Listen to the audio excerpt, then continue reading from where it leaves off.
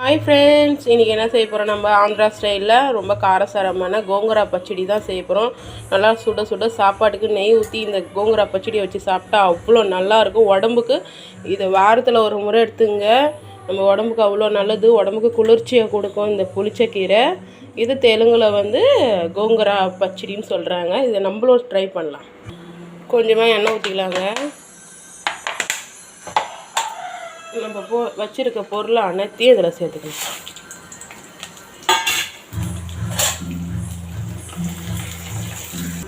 கொஞ்சம் கருவேப்பிலை போட்டுக்கலாம். இதை நம்ம அப்படியே கம்ப்ளீட்டாக ஆற வச்சிடலாங்க. இப்போ பார்த்திங்கன்னா நம்ம சட்டியில் தான் தாளிக்க போகிறோம். கொஞ்சமாக எண்ணெய் ஊற்றிக்கலாங்க. எண்ணெய் நல்லா சூடாக இருக்குங்க. நம்ம கடுகு சேர்த்துக்கலாம். கொஞ்சமாக உளுத்தம்பருப்பு சேர்த்துக்கலாம்.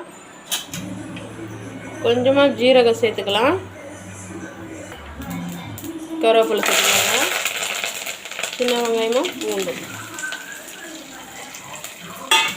இது நல்லா வதங்கட்டும்.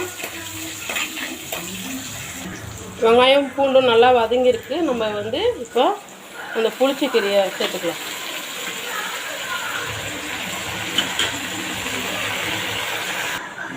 நல்லா கிளறி விடலாங்க.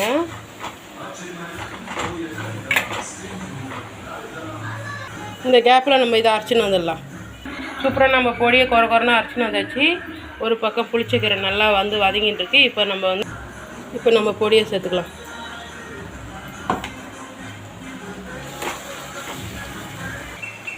தேவையான உப்பு.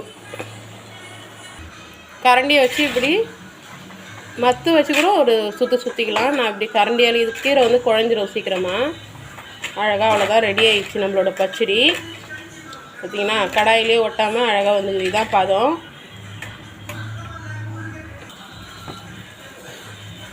நம்ம கோங்குரா பச்சடியை ஊற்றிக்கலாம்.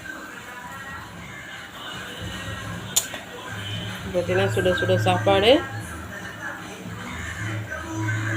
சுட சுட சோறு, அதுக்கு தோட்டுக்கு கோங்குரா பச்சடி செம்மையாக இருக்கும். இதேமாரி நீங்கள் ட்ரை பண்ணுங்கள்.